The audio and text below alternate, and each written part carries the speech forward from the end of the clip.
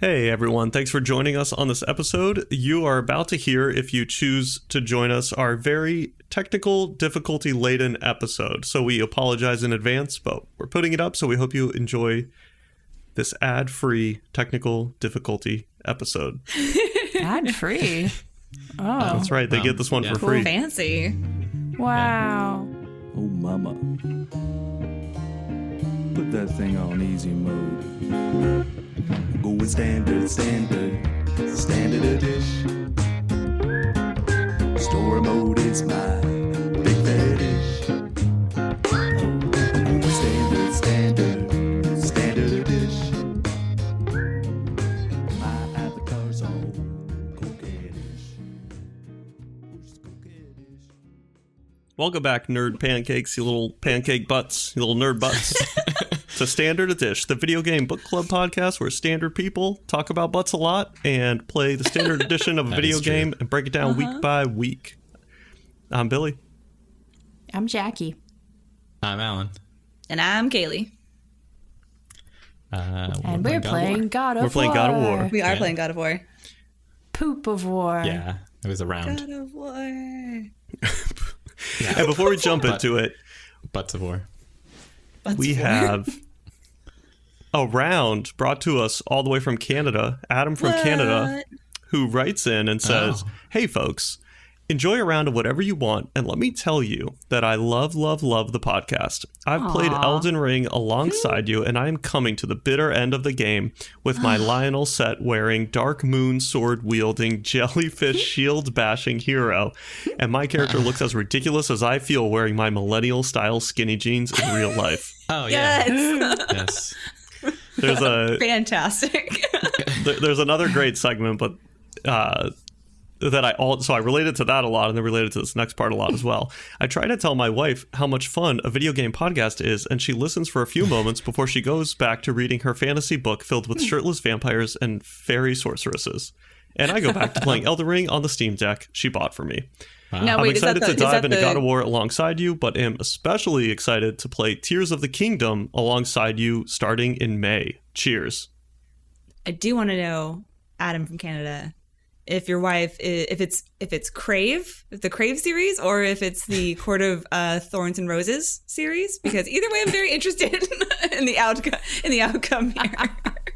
I've never heard of either of these. Yeah. That sounds, we don't have to talk about that. So, Kayleigh, you've read them as well? I have.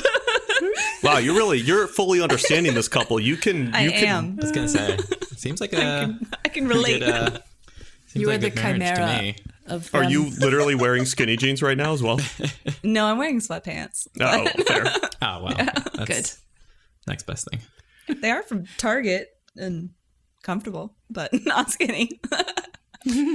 Now, Tears of the Kingdom was mentioned, and we all have been getting pretty stoked for it with the latest trailer drop. So I think it is very possible that, yes, people could start expecting Tears of the Kingdom in May.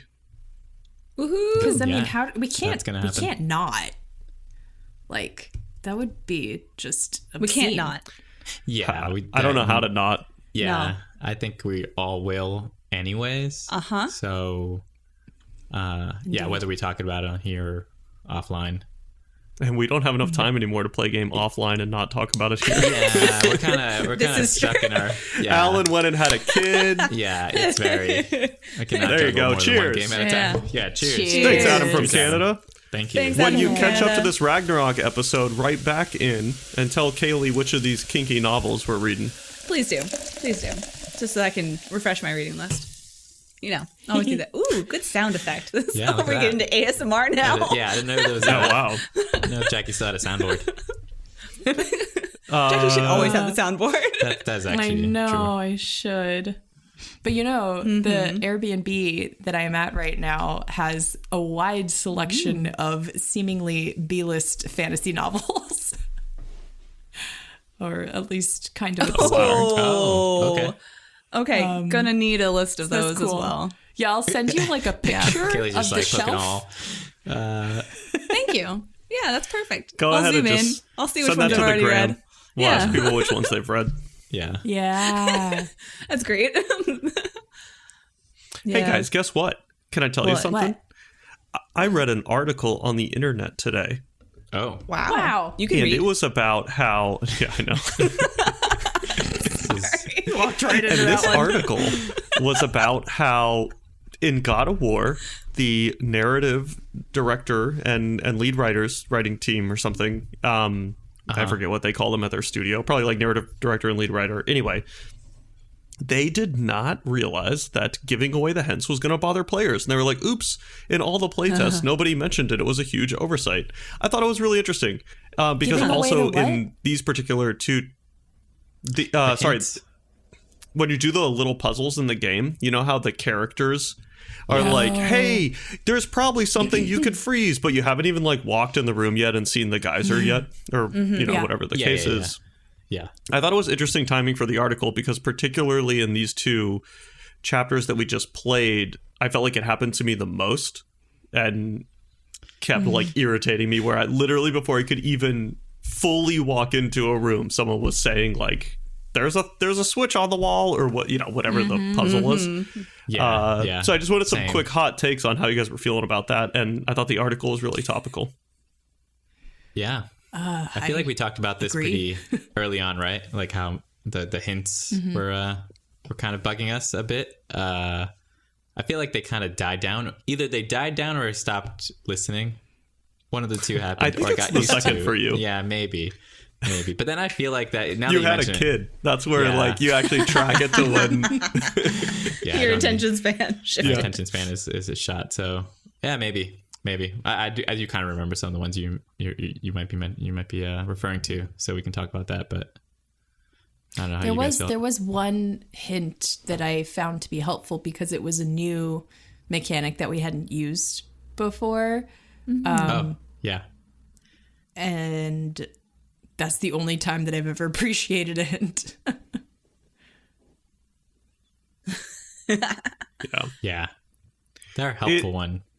You That need is it. fair, because I have had a time where when we don't play for a week and go back, the first puzzle where it's like, hey, you can burn the thorns or whatever, but you have to fire my arrow. You can't just use your blades. I'll be like, oh shit, I forgot you had arrows that for some reason can catch fire. The rune arrows that can ignite. Yeah. So like that was, so it is a double-edged sword, right? It's like I do want it, but the timer is like too short on some puzzles where they just start barking the answer right away. Yeah. There's definitely stuff that's annoying. I feel like they front load it too. So this is the thing that like I noticed in this past like couple of chapters is that like you walk into the room, before you walk in the room you might have gotten 3 hints, which I have also learned to tune out entirely. But then like if you cannot legitimately solve the puzzle and you're like standing there for a little while and you're like, now would be great to have a hint. Yeah. right now.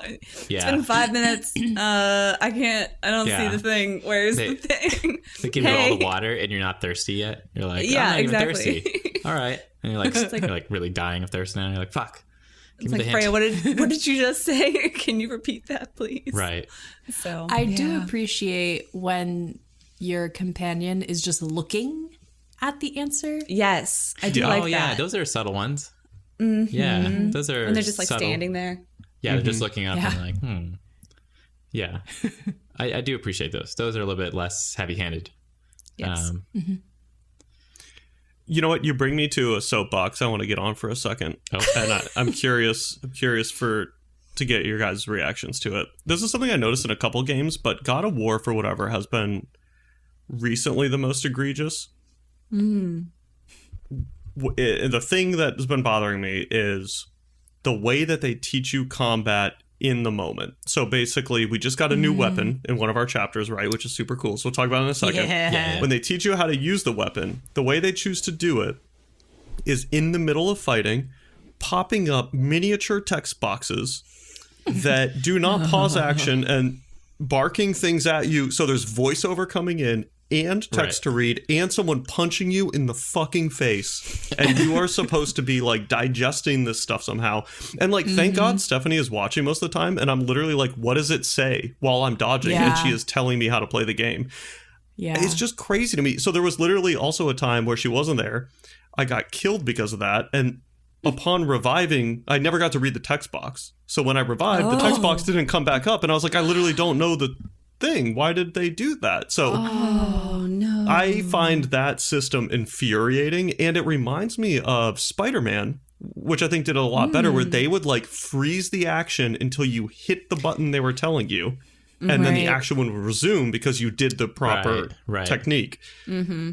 Someone tell me something here. But is this smart? Is this a good system? Does this bother you? Has it not bothered you? What? It bothers me. I had my Jimbo sitting next to me when I acquired this new weapon, and so he told me all the buttons to press. Oh yeah. That's helpful. No, it drives me insane as well. I'm a fast reader, but it's too much. It's just you can't read something while you're also trying not to get hit in the face and die, and it's just it's problematic. It's a little bit strange. So I don't know why they chose to do it that way either.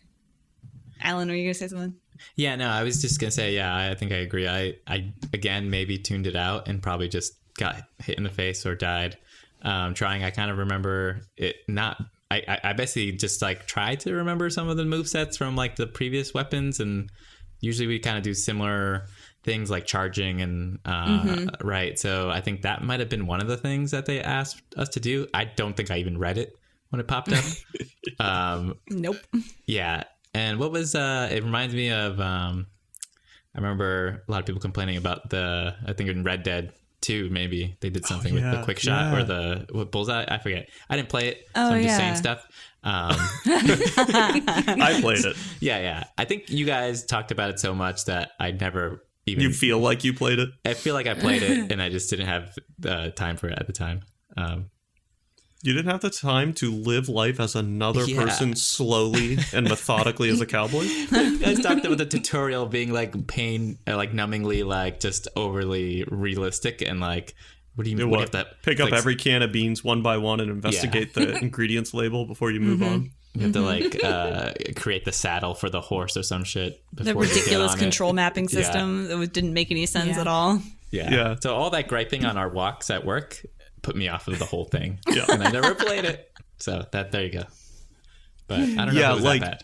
They also had, for whatever reason, the smallest font in the top left corner when they would teach you stuff in that game, and you would have to literally look away from all the action and look at the top left. And I actually noticed because I went back to Grand Theft Auto a week ago just to play around, and they do the same thing. So it's just like a Rockstar thing, is to put the info you need as far away as they might as well just text it to me and not even put it in the game. Be like, bing, here's how you like, huh? What? Oh, I'm completely not playing the game now while I read the info. Yeah, that's definitely a user experience UX UI issue with gaming sometimes. I feel like they don't really take some nods from websites or any other media we consume, but just they're in their own thing, and then they kind of just follow their own rules. So that is like a Rockstar thing too. Yep. And they make money, so I mean, I guess they're right. I guess I'm the asshole. My eyes are failing me every day, so Gen Z's probably exactly. Gen Z's having no trouble. They're like smaller font. It's fine. Yeah. They're like fine. I just need thicker now. glasses. Yeah. That's also probably it. Yeah. All right. Quick update. For those who were hoping to talk about The Last of Us, we are going to hold it because of some Super Bowl snafu where we didn't all completely catch up yet. So we're going to be doing double Last of Us at a future time. Great episodes, so catch up. But we're going to talk Forging Destiny, the 10th main quest of God of War. Yeah. Yeah. Did we? Dramatic is music. Kayleigh still with us? I'm here. Oh no! Can you not hear me? Oh my gosh! Are you serious? Wait, you're back. Yeah. Maybe No, you're back, Kayleigh, kill your video. Okay, I'm gonna kill my video. It's not a good night for internet. Yeah. Dropping like I wonder- flies over I here. was gonna say. You're northeast, Alan. You're next to lose. I'm gonna internet. Yeah. It's just we're dropping like flies. Yeah. All those tech layoffs—they're really hitting the internet hard. Actually, Well, it's funny. It's like you I know did what a speed test on my phone, and my phone is fine. I was going to say it might be the solar flare. There was an enormous solar flare that happened recently, and that it interferes with cell service and stuff like that. Oh. Solar flare. Interesting. Oh boy. It's more likely that there's just a cat chewing on my router cable downstairs. Yeah, Just swatting at it and unplugging it. It's fine. just cut to the cat just chewing on a cable. It's a weather balloon, obviously. Yeah. There was some cable that I picked up recently with my computer, and I was like, "What are these little weird notches on this cable?" Oh, they're cat teeth. Great, great. Little tiny Thanks, cat teeth. Kylo. Why did they build this into the cable? Yeah, it's a strange design feature. Disagree. Anyway. All right, folks, buckle up for Forging Destiny. This is where we're going to go make our new weapon. I was very excited to get a new weapon. This is Kratos, Brock, and Freya journeying through Fartalheim as they seek aid from the lady in the lake, lady in the mountain. What do they call her? The Lady of the Forge. Lady of the Forge. Yeah, lady. Gonna use. So basically, we're gonna go craft a weapon to kill a god, which is definitely like the theme that gets me excited. I like how that feels. Really like elevated stakes, I guess, right? It's like, oh, it's not going to be easy to kill a god. We've got to go build a specific tool. So that got me pretty excited. I'm getting this is coming off the flashbacks heels, to right? Master Hugh. Yeah, exactly. Oh, yeah. I forgot about old Master Hugh. Although I don't know if he ever really gave us anything. Yeah, well, only what you chose, I guess. Upgrades. Yeah, I guess it was all just, yeah. Yeah, and then I think in the last episode we talked about incrementally upgrade a weapon to kill a god. Right. It was Heimdall, I think. It was the one who was we were thinking of killing, I guess, Kratos in the last mission. That's right. Was, like, Heimdall trying to convince him not to. Friggin' sucks. Yeah, he's super annoying. Oh, Heimdall? Heimdall, yeah. Which I guess we'll find more about in a second. Yeah, he doesn't ever have a chill side. No. At least not that I've seen so far. He's kind of just a dick. So, making a weapon to kill a god, and you're making it from Dropnir, which... Yeah. Yeah, so Jackie, is this one that you've read about at all? Were you familiar with this? It is. Okay, tell us a little bit about this. Dropnir, I talked about it in the very first story time when I told you guys about how Thor got his hammer. Oh. I totally You don't remember that. No, I do. I was just, it's my job to, for the audience, ask you to Yeah. Well, anyway. I vaguely remember you mentioning that, but I don't remember the specifics of Dropnir. Yeah. What's it all about? So, I love how they did mention that it was a gift from the dwarves. Like, yep. It belonged to Odin until recently. It was, oh my God, I'm getting all tangled up. So, Storytime said that the dwarves made a gift for Odin, which was a ring called Dropnir, that would replicate itself, like it would make 7 or 8 more of itself every day or something. And you did tell us this. Oh, okay. And and then Odin could give those extra rings away as like, signs of good faith or a reward or whatever he wanted to do with it. But anyway, so I guess Brock and Sindri stole this ring back somehow. And Brock was like, oh, I'm just ungifting what should have never been gifted in the first place. And I just love how Freya was like, hang on, if you have Dropnir, then that means you must have like, she gets cut off, but I assume she was going to say like a large place to hold all of the gold that was coming off of it. So then what happens? Oh, yeah. Right. Oh, yeah, because so Sindri goes and takes the camera down into kind of a hidden well. Yeah, and there's a well. All these rings down there. And so, yeah, interesting. I didn't really put that together. I was like, I also, for some reason, maybe it's just dark down there, I thought they were kind of rusted or something. And I was like, why are all these rusted rings on the ground? But maybe it was just a lighting thing. and then he somehow finds the correct one and scoops it up and takes it back to everybody. And it kind of multiplies once or twice. Yeah. Sonic and rings. he worries. Remember, like there was one scene where he like picked it, multiplied like in his hand, and he kind of let go of the original, and he like grabbed it, and it was like, I think this is it, and then it multiplied again. It was like, oh, okay, good to know. And it's like, oh, that was just kind of hilarious. I had totally forgotten that story, Jackie. That's very cool. I remember one of the things that I was thinking about with that in The Last Kingdom, which is an awesome series of books. It's kind of historical fiction, historical drama fiction. It's kind of there's a lot of Vikings in it, essentially, that all worship all of these people, like Odin and Thor and all these people. And there's a thing that they mentioned in like that the gift giving tradition of like Viking culture was very important.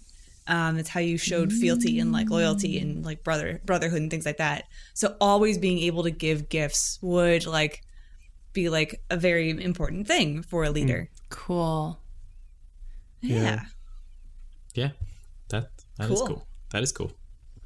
So you take this ring and you don't know what you're going to do with it yet, but they're going to forge a weapon that will somehow confuse Heimdall. Okay. Right. So you head off and run through the mines, the dwarven mines, because they're going to take you to a forge to go to the lady in the mountain. So you're going to run through the mines with the exploding barrels and that you can light on fire. Did you guys enjoy any of that? Were you able to use the environment to your advantage? Was that fun? A little bit. Just a bit. I feel like I don't remember that being a specific interesting thing about my combat in the mines. I did like the close quarters to provide an interesting, variant on it. Normally we have like these more open spaces. So yeah, it was like there's some bobbing and weaving that happened there. What about you, Alan? Yeah, I mean, I think the same. It wasn't really anything that specifically stood out to me as like, I knew it was like there, but I wasn't really like using it all that much outside of just like regular combat. I know they add new things every time we go into like a new realm. Like the one that stood out to me was like the in Alfheim, the like mirror shot. Yeah.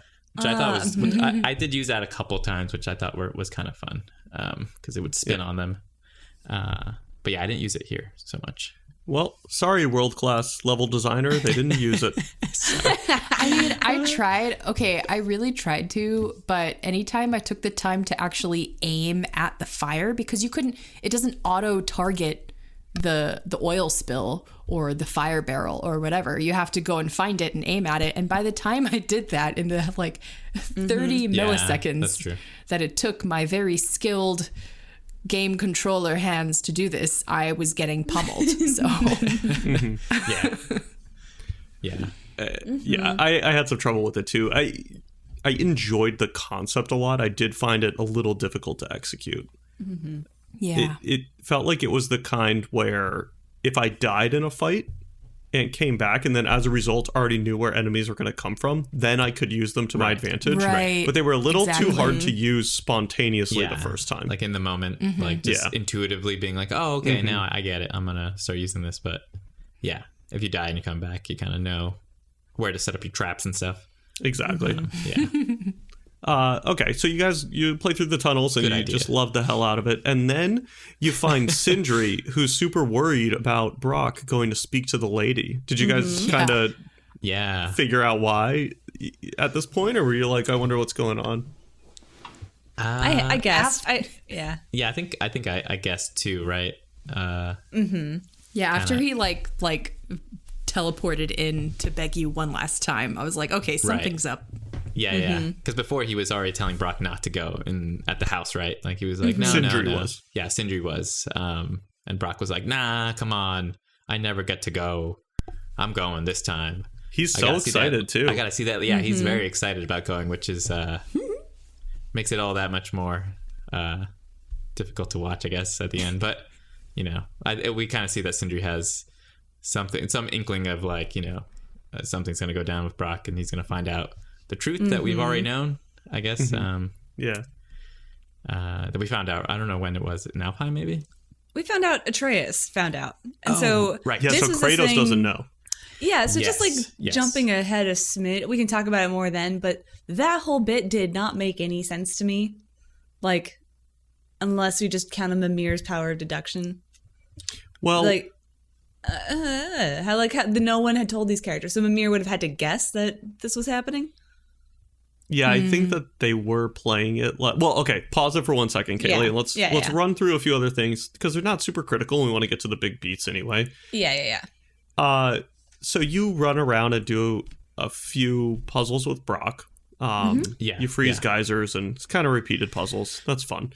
Yeah, it's fine. One thing that I did think was kind of neat along the way is you find he's not really hidden, but no one talks about it. But there's like a dead dwarf on the path, and he's blue like Brock. And I thought that was really interesting to kind of remind you, the reason he's probably blue is because he died, not because, right? So I thought that was clever.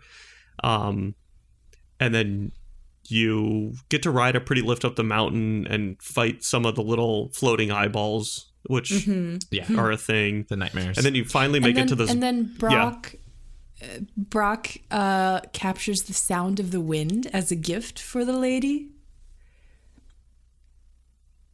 Oh, yeah. That's right. Yeah. which is actually pretty important, although at the time it didn't feel like it was. Yeah, Well, that's and sort then of he like was brushed like- by me at first. He said it's not the form of a thing that matters, it's the nature of the thing. Yeah. Which becomes kind of an important comes back. line. Yeah. Right. Yeah. Right. Oh, and it's also reminiscent of like Kratos' nature, which was kind of the theme of the last Kratos episod as well. Right. Was this is my nature, is to kill gods. Yep. And so, yeah, it's interesting. It tied in nicely. I thought that was a really cool moment too, where it's like, oh, this kind of ties in with how Kratos is feeling about this path, and can, then it became very cool later on. Yeah, so they're doing a good job with the themes, I think. Yeah, the dialogue continues to be really cool. Yeah. I will admit, because you guys love Brock, so I just want to say, sometimes his dialogue is a little too silly for me, where it's like he curses like it feels like forced, I guess. Like, not all his lines, just every once in a while they throw in a like, you fucking nitwit, brr, brr, brr. And it's like, really? I can't even think of what he says because it's so over the top. A good one is pimple shrimp. Yeah, what? Pimple shrimp? Yeah, I don't know. This is probably the most time we spent with Brock too. I think, where like before we kind of had him as like a brief companion, and I think so you probably get a little tired of maybe just his dialogue a little bit, where in other times it feels like more like a treat, Right. as opposed to just listen to Mimir all day, Yeah. which gets tiring. I do like that when Sindri says, take me instead of Brock, Kratos' reason is like, I like Brock, he speaks plainly. Yes, I trust him. He speaks plain. Yeah. He speaks plain. Yeah. Great. That's true. That made me laugh too. So that was great. He speaks plain. So after Brock captures the wind to give to the lady as a gift, you guys reach this lake. So you're still, the whole time you're wondering, like, where's this forge? So you reach this lake, and lake at the top of the mountain, basically. And there's this bell hanging over the lake, and you kind of go inside it and you try to turn a switch, and it doesn't activate. And so Brock is like, oh, I got to repair the switch. I thought this sequence was so stupid. So Yep.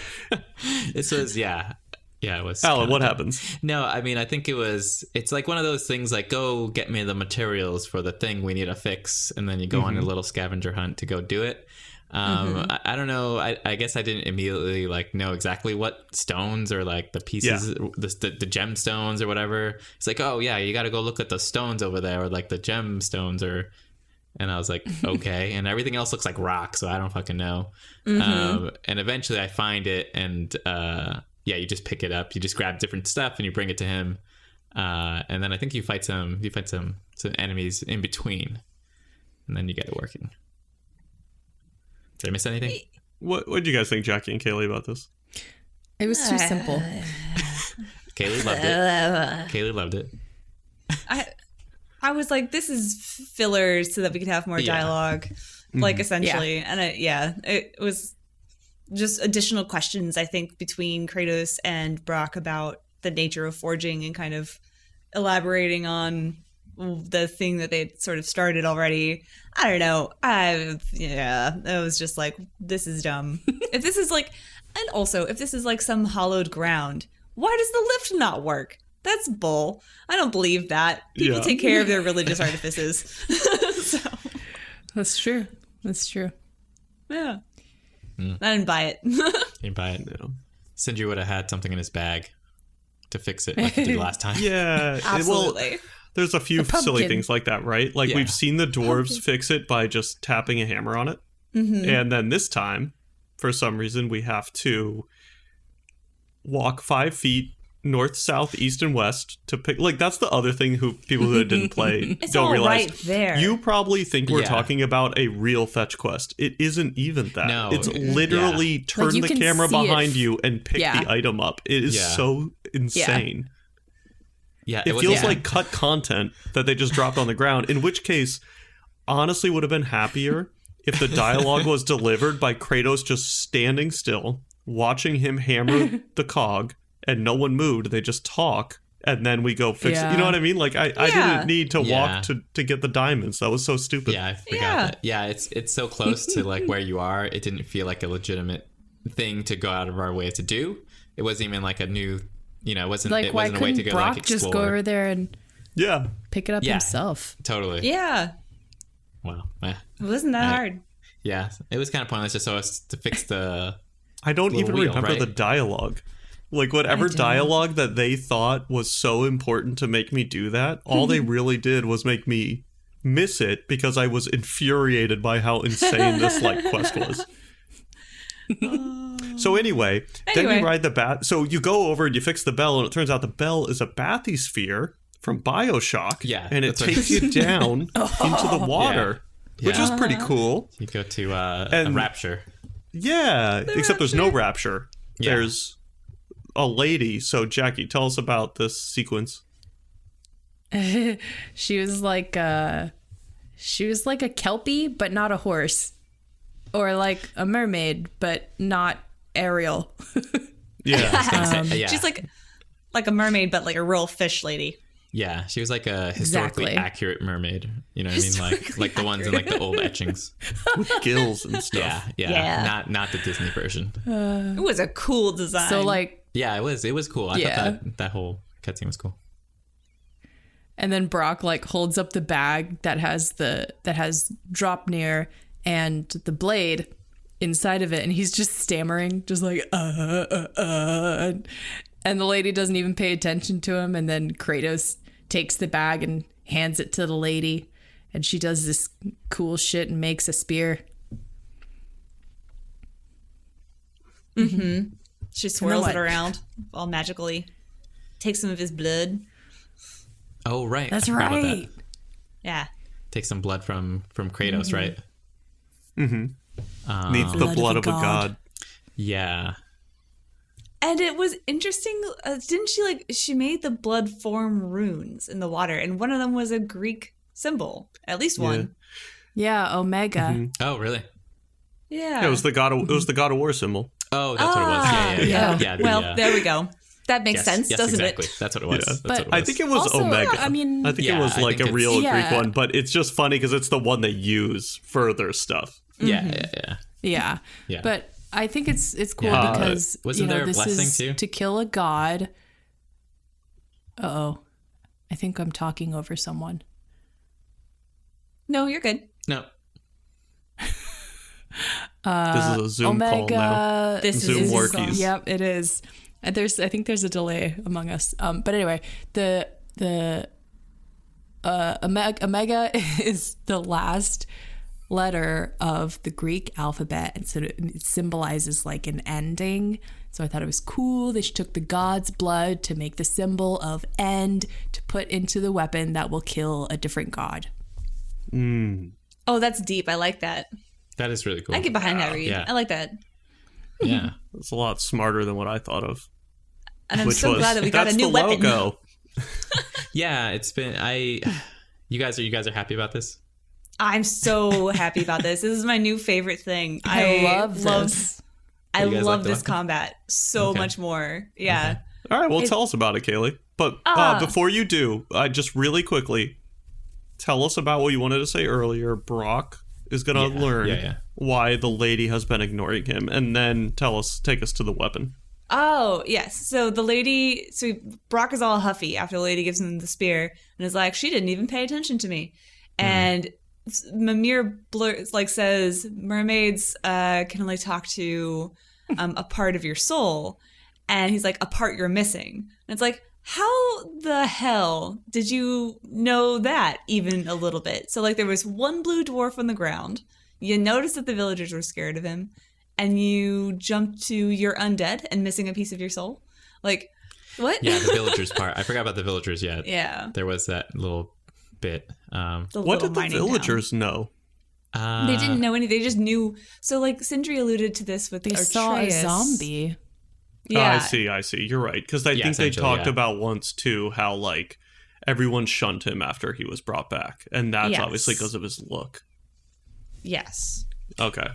But, like, I don't know how Mimir... I mean, like, Mimir is the smartest person, I guess. But, like, it seemed like a leap. Yeah, but I thought Kratos was the one that kind of... Didn't he sort of reveal to... He had a little heart-to-heart with Brock, which ended up being kind of, a little heartwarming, I guess. He uses Brock's line back to him. Right, right. And get a little moment. And Brock's like, thanks for saying as much, but I got to have a talk to Sindri about this, basically, or he has, he has some words for Sindri. It's my story to tell. Right. Sindri has to fess up to it, I guess. So, yeah, I also thought it was kind of strange that I think Kratos even understood the fact that was the whole reason that the mermaid didn't say anything to him, and I thought it was a bit of a stretch, or maybe I missed it. Kratos doesn't say enough. Kratos says very little. He says I don't very think little Kratos to gives catch a on shit. to what he knows. Right? Yeah. Kratos has died in like 3 games before this. He's like, Brock, my man, who gives a shit? Yeah. It's fucking... I climbed out of hell in my first game ever. Literally climbed out of a really hard gameplay section. We're fine, dog. Don't worry about it. Yeah. It is the nature of the thing, not its form. Yeah. So that was a cute callback. That was built up 10 minutes before the moment, but that's okay. It was still technically a callback. And it was really All right, cute Kayleigh, to see more Brock importantly, being all, we like, have built... reverent Yeah. when he gave the blessing. Yeah. I think that's why you feel so bad for him, because he doesn't seem like he gets it doesn't seem like he gets very happy about stuff too much, really. He's always so pissed off about something. So when he was very excited to see about the mermaid, I was like, I don't think this is going to be good for him, But yeah. Bittersweet. But now we get to stab things.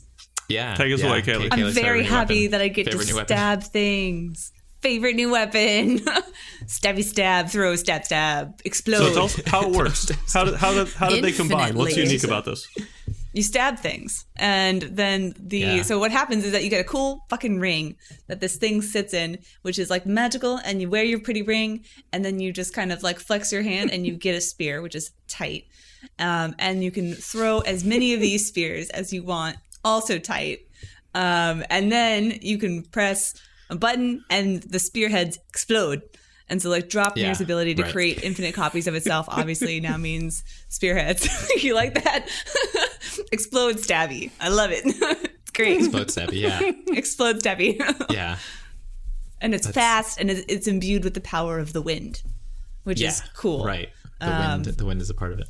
Yes, and it's like also a thing you can lodge into walls and climb up stuff and like make things explode. Again, stabbing, great.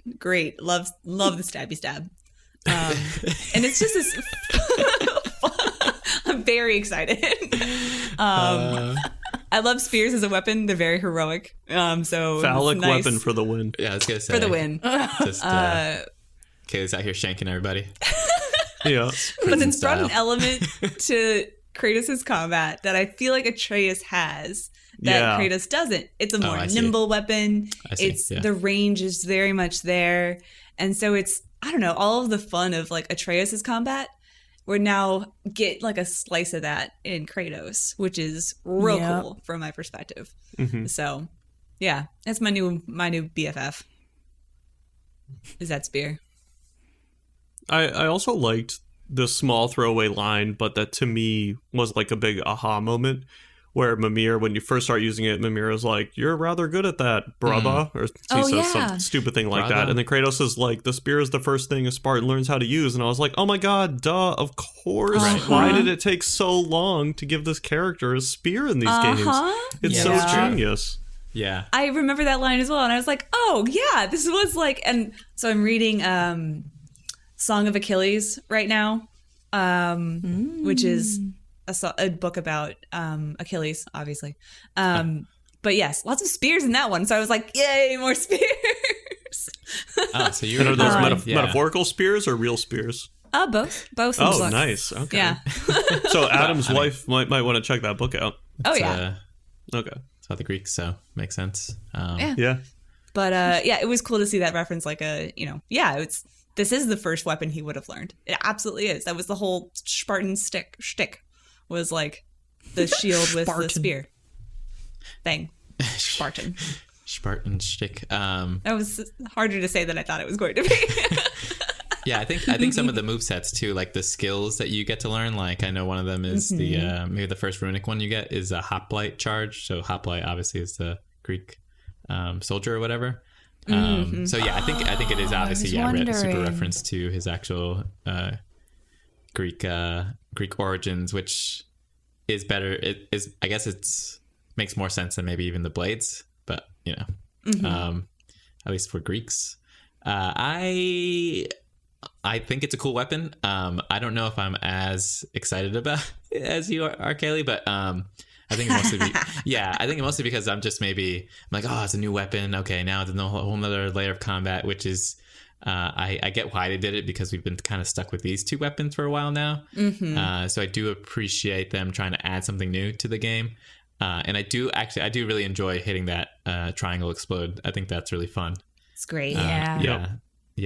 And, it's so funny because they add the one thing I do appreciate it is they add the spear to the ring. So it's like he's wearing all of his weapons at all times. It's not like it's, in a hidden a bag of something, you know what I mean? Like he's not switching arms like in Elden Ring and they're gone for a second.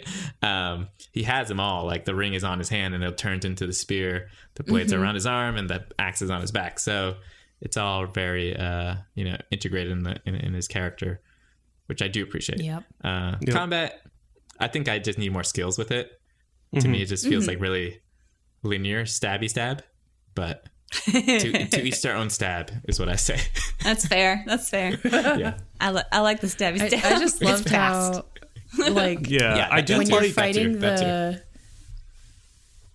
two ogres and all of the like grim across the like gap. There's like a small canyon or whatever in the stage, and I was just like having so much fun just running in circles, hopping across the gap, throwing 5 spears into one of the ogres and exploding them, and then hopping back across. Yeah.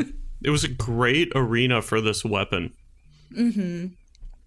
Whereas when we play a little bit deeper, and I use the spear, if the arena isn't as well designed for it, I kind of had a lot more success switching back to like my axe and stuff. But Jackie, I felt the same way. Like I love the spear when you kind of have a variety of enemies and you can like tag the faster ones in the head with some spears. So I like do 2 headshots to one, 2 headshots to another, 2 headshots to another. And then I start hitting a dude with something and then I explode the spears afterward. And it's like, so you can start like juggling your weapons. So definitely the combat I think is, I mean, it should be because that's what this game was originally based on. But the combat is the high point of everything for me that we keep running into. Totally. I think I think a lot of the runic ability that I picked up, that I think it must be, Alan, what you mentioned, the hoplite charge or whatever it is. Right. So it sucks the element out of the enemy that you're fighting. So, like, I think that the big play, I was looking at some of the skills for this one as well, I think the big play with it is going to be to encourage more switching. It helps the interplay between the weapons. It, like, it's meant to spread, like, elemental effects, it seems, which is pretty cool. It's, you know, I haven't gotten the hang of that yet. I'm not very good at switching the weapons in combat fluidly, but this definitely seems like it would greatly benefit by that playstyle. Yeah. That's totally fair. I feel like that makes. I did play around with that. The stealing the element from the enemy. That was kind of fun. I mean, because there's some stuff like we have ice, we have fire, and this one sort of is like, you know, take what the enemy has. Sometimes we have like poison that we can't use or do anything with. Cool. And other. Yeah, I think it does from like, those frog guys or some of the guys that we were fighting where they spit at you. Well, and I could imagine too, like using the axe to inflict frost on one enemy, switching to the blades to inflict burning on another one, and then like using the spear to like grab the fire and like stab it into the ice guy for some sort of combo, which only I can only assume exists. I haven't tried that because I don't have that kind of dexterity yet. Totally. Yeah. I don't know. We'll work on it. Anyways, that might be interesting to watch someone do. If they could do it, that'd be cool. One of the things I did, so this is supposed to be the weapon to potentially kill a god, and that god might be Heimdall. Or it's supposed to be anyway, right? Supposed to be for now, right? Original person it was made for. Right. Yeah. And I guess the idea, I guess we'll find out later how that ends up shaking out. How like the attributes of this weapon actually might overwhelm Heimdall. I feel like it remains to be seen, because I can't think of maybe the infinite spheres. Yeah, I wanted Alan, I'm glad you brought it up. I wanted to ask you guys about that really quickly. Like, so the whole point of this was, so Heimdall can basically see your intentions, right? Mm-hmm. He can't exactly read the future, but he can like see your intentions. So it's as if he can, with most people. So they play up a couple times, especially in the next chapter, that he, like, nobody's ever laid a hand on him because he can always see your move coming before you make it. Mm-hmm. So how is this weapon supposed to help with that? Like, I get that you can throw multiple spears, but wouldn't he already be able to understand that you could? And why is that? I couldn't draw a line to how this makes sense. It's not a thing that typical spears can do. So I would imagine that you get the drop on him. You know, with drop near. With drop near. I didn't even mean to do that. The drop near on him. Because, like, so he could probably read your intention. Okay, this guy's going to throw his spear at me. All right, dodge that. He's not still expecting the spear to be in your hand after that. Yeah. Yeah, it's possible. So, like, but I don't know how that would work beyond the first play. Yeah, then he knows. Yeah, I don't know. Because, you know, I guess you only need to hit someone with a spear once. I don't know. Yeah, like or there's going to be some kind of crazy cool cutscene where the spear does something that we've never seen it do. Yeah, or he doesn't know the spears can explode, and then maybe they'll build an arena that makes sense. I don't know. Yeah, I feel like it didn't make a lot of sense. Either way, I can't wait to kill Heimdall. Yeah, Jackie's just like in line. Get in line, Jackie. He is an ass. And let's talk about where he shows up. But before we get there, I wanted to just briefly touch on two quick things. Odin shows up and talks to Kratos, and not a lot goes down, I think. Kayleigh, does anything specific happen in that, or are they just puffing their chests? So, like, this is the other bit that, to your question about, like, how Heimdall will not be ready for this, is, like, Odin notices. Yeah, Odin literally just came and saw the weapon. Good point. Like, what? Yeah. So, like, I don't know how this is possibly a surprise. I mean, maybe he doesn't realize it's, like, Draupnir. He could have missed that. He didn't mention anything about Draupnir. He just mentioned that it was a nice new spear. So, like, maybe he still doesn't get that bit, but I don't know. If I'm Odin, I'm probably thinking that, like, something's funky with that. So, you know, there's that. I mean, how else did they even know they were here, right? Like, Odin obviously knows some weird shit. I don't know. Yeah. Oh, well, Odin brought along Durlin. Yep. Oh, and, like, Durlin, it seems like Durlin was the informant. Oh, my Durlin. Oh yeah. But yeah, then the other thing I think he says was something about Atreus. He's just trying to get in his head, right? Yeah, he's just trying to get in his head, like trying to talk about how Atreus is happy with him and he's not holding him hostage or like things like that. And like, oh no, he's there of his own free will, wants to stay, all that stuff. It's like, I think he calls him our boy. Yes, our boy he does. is doing well. He Yeah. does. Boy. Yeah. mm-hmm. Some more of that later. Yeah. But he keeps calling him son in the next chapter. Right. well, right. and which is also interestingly paired because he's clearly very disappointed with Thor as a son.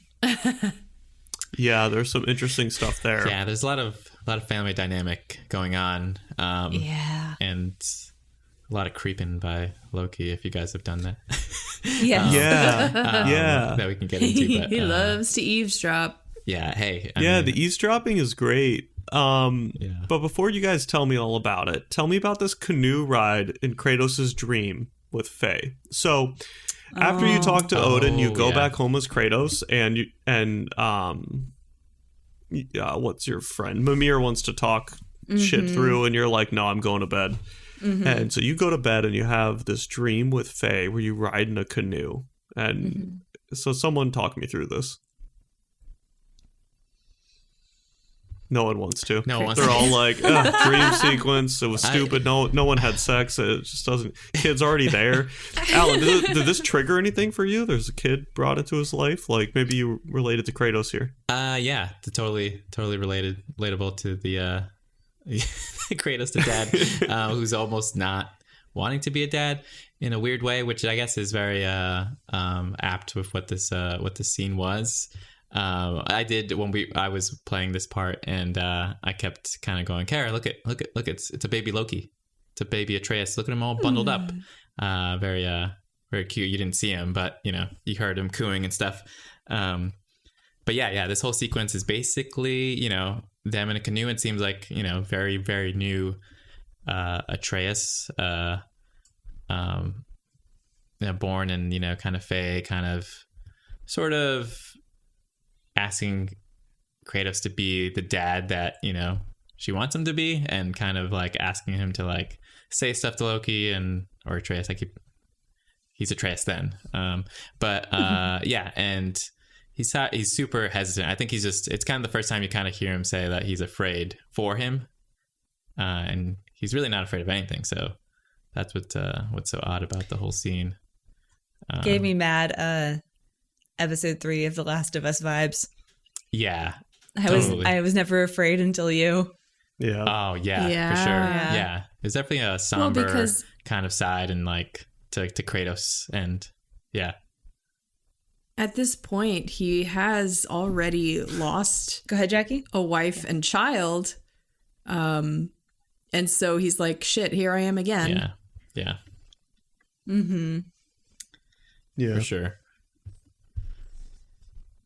Yeah, so it's all about kind of him being afraid of the beast inside, I guess, right? And she's telling him, like, that's not who you are. And so we're really seeing, honestly, kind of a very similar Joel journey, I think, where it's like he's lost people before, he doesn't want to again, so he's willing to do what he needs to do to go get his son back.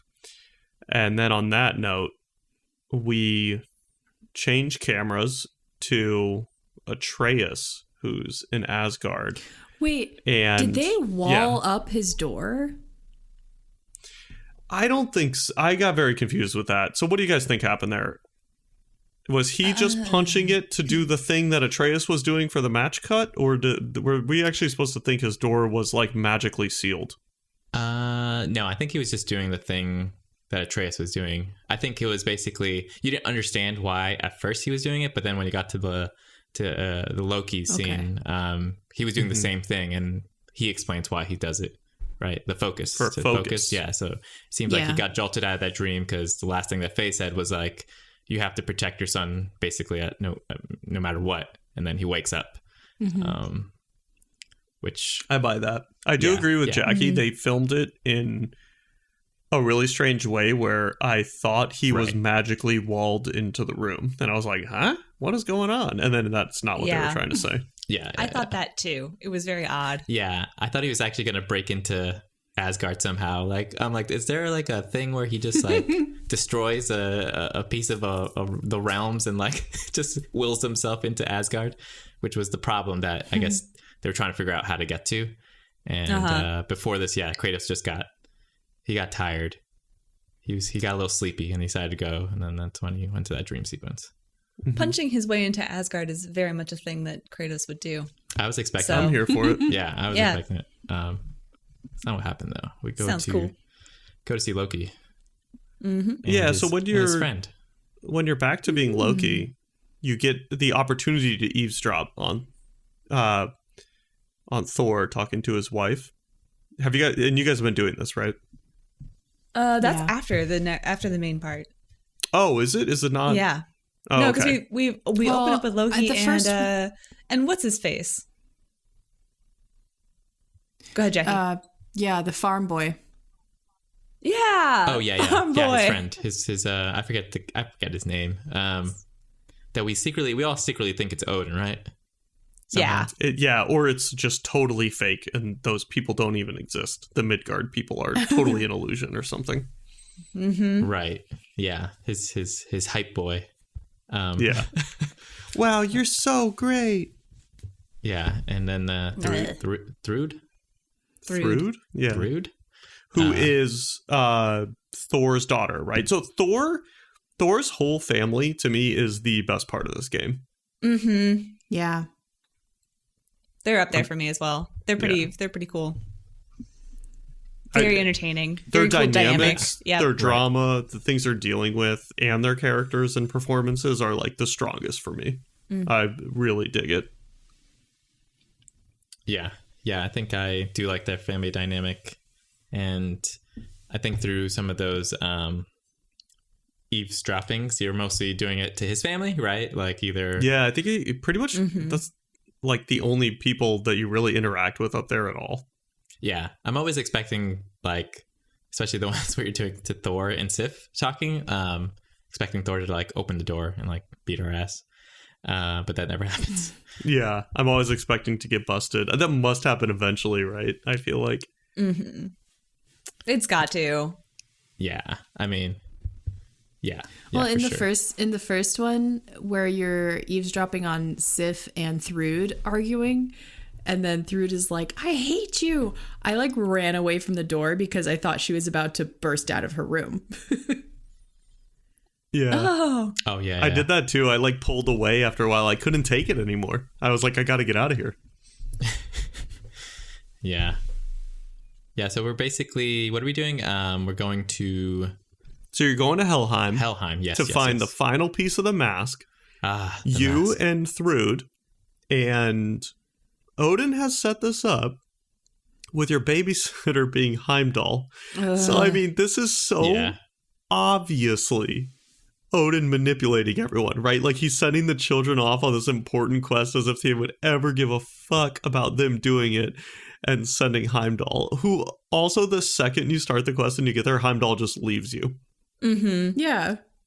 Yeah. It sounded like he was on a ulterior mission, I guess. Yeah, which is probably to let the kids fall into the trap that Odin had. Right. Well, he I bet asks when they Heimdall get went and back. got the last piece of the mask and is just holding it. Yeah, that would be interesting. That could be because Jackie, like Yeah. they when they get back, the first thing that Heimdall tells Odin is like, Odin's like, "Did you get the thing?" He's like, "I got the thing," or "I got the item." Yep. So like it's ambiguous what that item actually was. Maybe it was part of the mask. What'd you guys think about the buddy cop, your new partner for the first time? That was fun. Oh, Thrud? Yeah. Thrud. Yeah, I thought she was great. She was, I mean, much more powerful than Loki is. She And cleans her up combat is fun. Right. Yeah. She cleans up with her lightning attacks and stuff like that. And she's, it's funny. She does. And yeah, she's just like opening doors for Loki and stuff. I think these were the moments where I think some of those puzzles in there, which basically the entire thing was a puzzle because everything was a dead end. It was a little heavy-handed with some of her hints. Oh, yeah. Or maybe just a dialogue in general. Like she was holding, I thought the parts where she was holding the door open really kind of annoying because it was just me trying to look for the thing to hit. And she was just like, Yeah.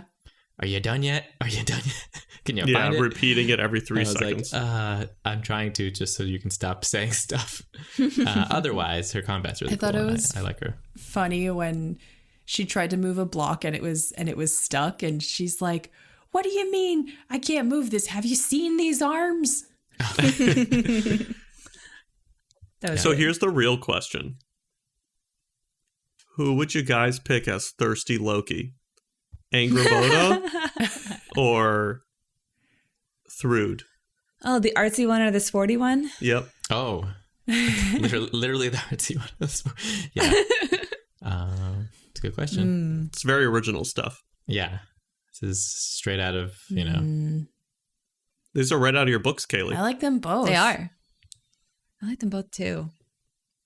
But that's the whole point. He also likes them both, but you guys got to choose right now. Rapid fire. Alan first. Who do you pick? I think it's have to be Angrboda mostly because it's the artsy one. Okay. Yeah. As an art director, you stick with the artsy one. I think so. Jackie? I would pick Angrboda because her family dynamic is simpler.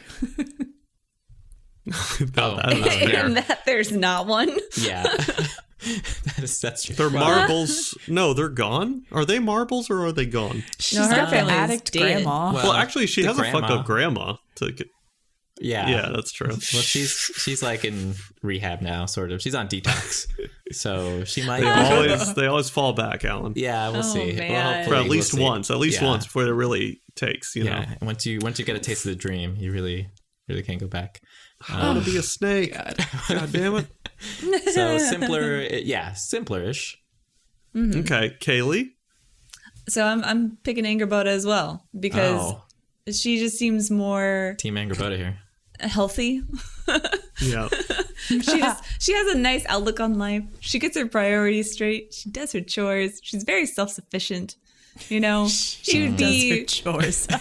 She does. She has all kinds. She has her her farming. list of things that she does, and now she's like going out into the world and paving her own way. She don't need no man. Loki would be so lucky. Honestly, Yeah. I don't think Loki could handle Thrud. Maybe that's it. No. I don't. I'm Billy. I don't know what you think. What's your pick? You know, I'm on the same page with you guys, but since you guys are all playing it safe, I'll go ahead and pick the toxic one and be with Thrud. Like, Yeah, you Billy know, likes- the Billy bedroom's likes going to pain. be just absolutely crazy. She's going to throw you around. Electric. You're going to have a black eye. It's going to be great. And life isn't going to always be good. You already see how Thor and his wife go. It's going to get dark, but, you know, might as well have the adventure, I guess. Yeah, for as long as it lasts.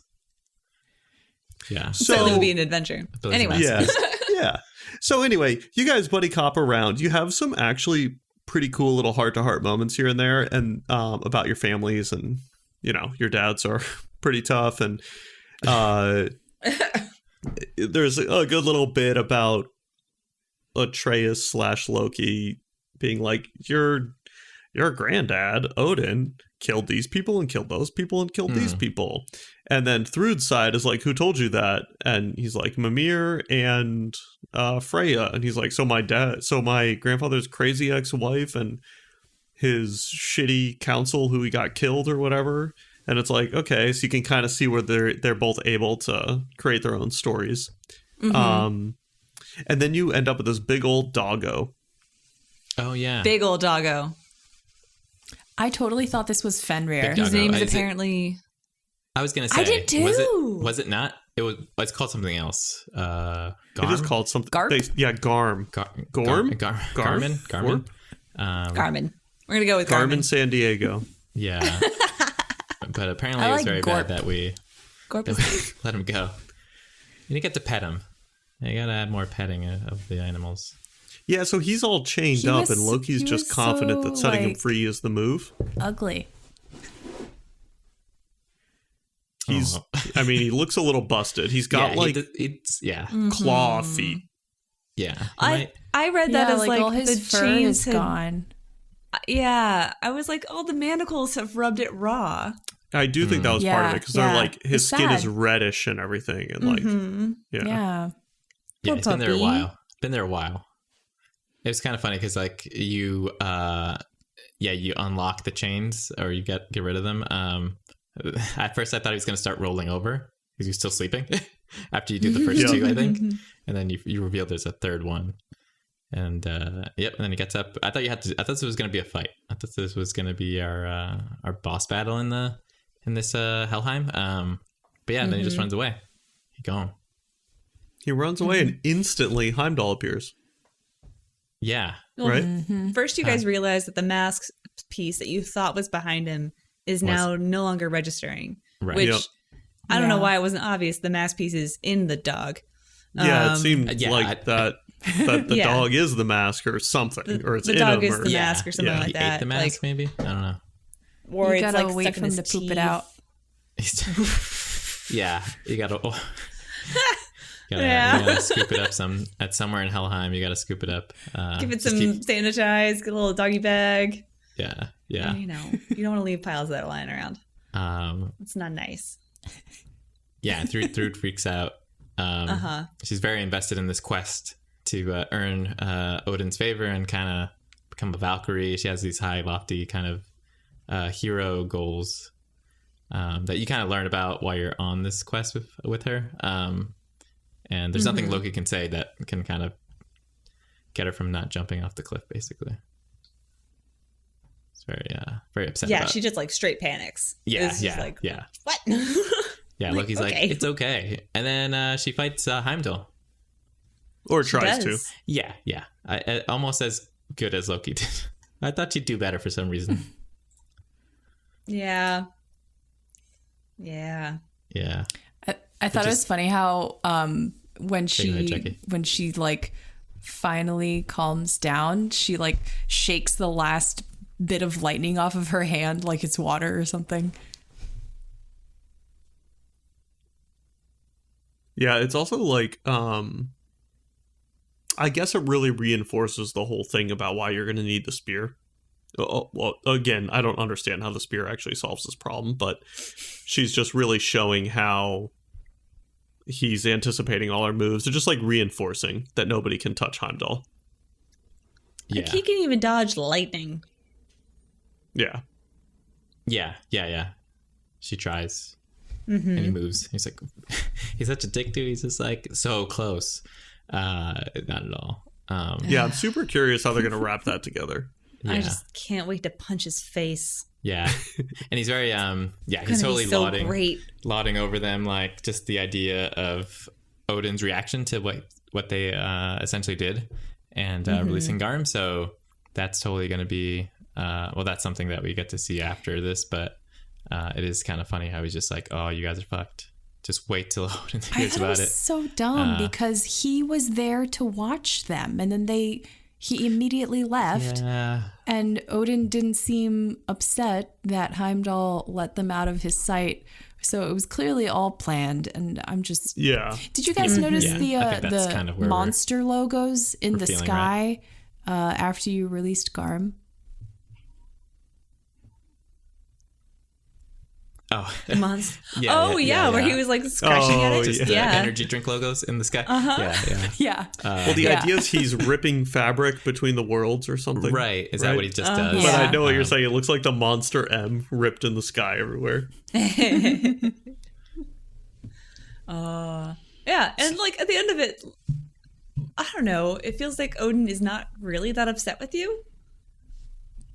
Like he's disappointed, but like he's not that upset. No, he's definitely like, I'm not mad at you. We can Yeah. fix this. And that's why it's But it's serious. yeah. But we're safe here in Asgard. Yeah. That's why we all think it's a kind of a setup. I think that's kind of the reaction that we got from Odin is totally sort of planned out and staged. Yep. I don't know if Heimdall's in on it or if he's really just kind of on it. He really wanted to get like them in trouble. But by the end of it, you kind of just get Odin's sense that he is not upset. This is a safe space, Loki, and I'm not your dad. Whereas like Loki's so used to Kratos just just blowing up in his face and being like, "You don't listen. Go to timeout." And he's kind of just like, "Hey, man, it's okay. It's okay, son. I'm not your dad. I'm your friend. Yeah. I'm cool, Odin." So that's why I feel like it's all set up, just to get him all easy, at ease and stuff. Yeah, right. Did you guys stop here, or did you go back to Sindri's house? Yeah, I was going to ask, where does this chapter end? I did go a little bit further. I can't remember if the chapter ends actually at Sindri's house. I went to Sindri's house. I went back. Yeah, me too. I think it does end there. Okay, Yeah. so basically, you tell Odin that you want to go home. Atreus wants to go home, and Odin lets you. Says you're not a prisoner here. And then when you go home, you're seeing the effects of what you just did. What are the Helheim?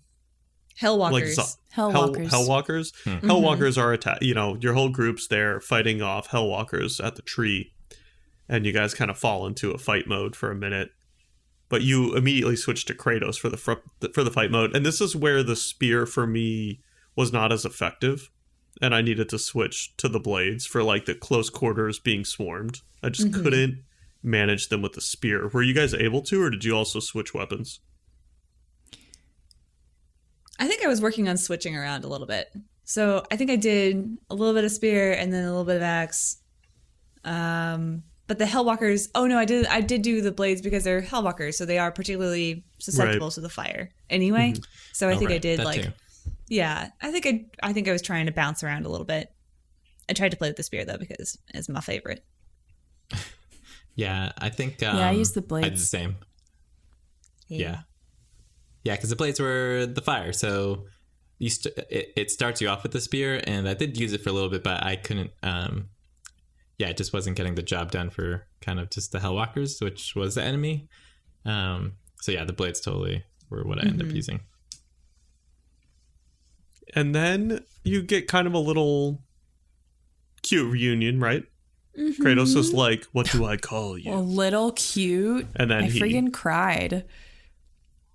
Oh, Yeah. okay. Tell me about it. This is supposed You to be guys like talk about it then. Yeah, I thought this was emotional. Jackie, what do you Tell me how it It's felt. just like Atreus just hugs Kratos, doesn't even say anything. He doesn't say, "Call me Atreus" or "Call me Loki" or whatever. He just buries his face in his father, and Kratos takes the hug and tries to control his emotions, and then he finishes the hug and takes his arms off, and Atreus is still hugging him, and I was like, oh my god, it's so cute.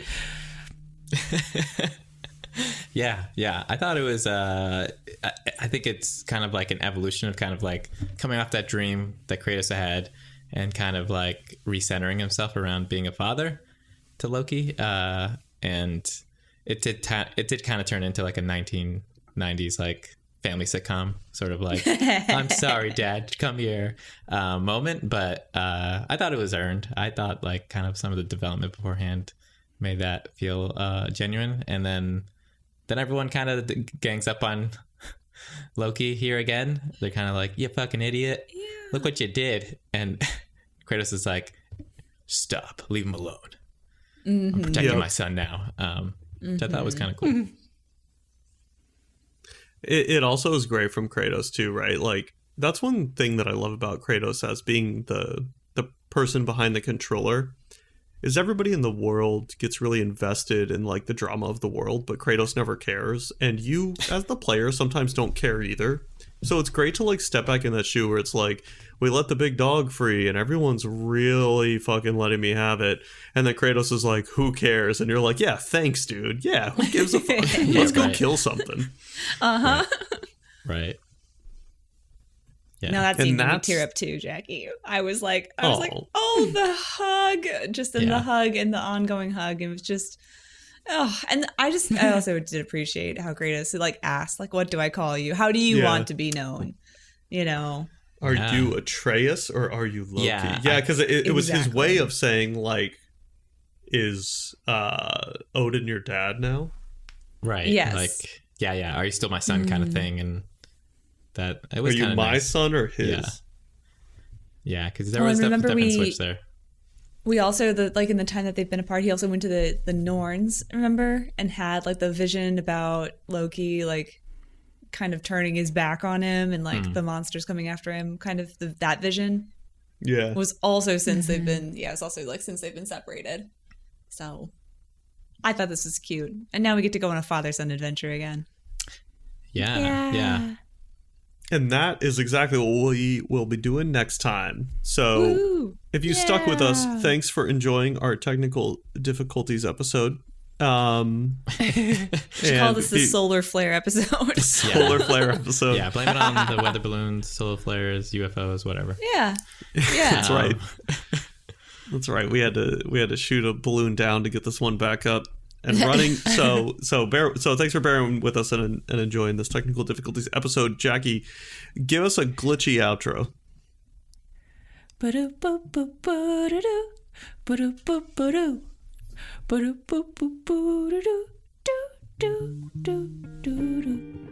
Anyone?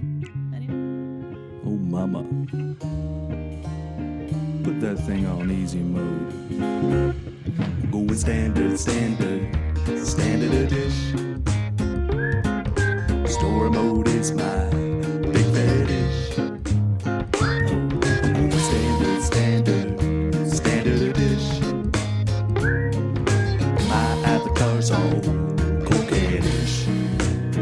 Oh, she's coquettish. This ain't no speed run, mama.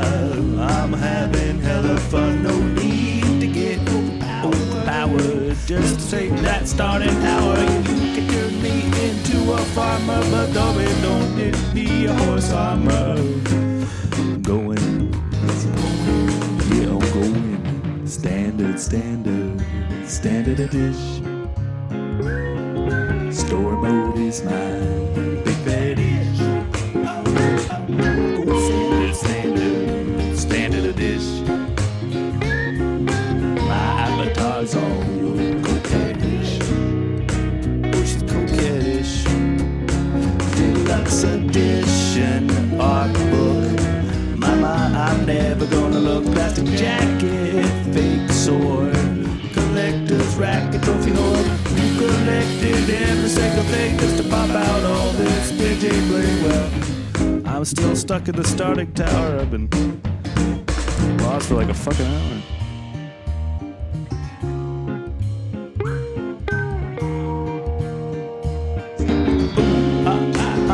What? We'll go with standard edition. Whoa, story mode is my. Oh, she's coquettish. Wow.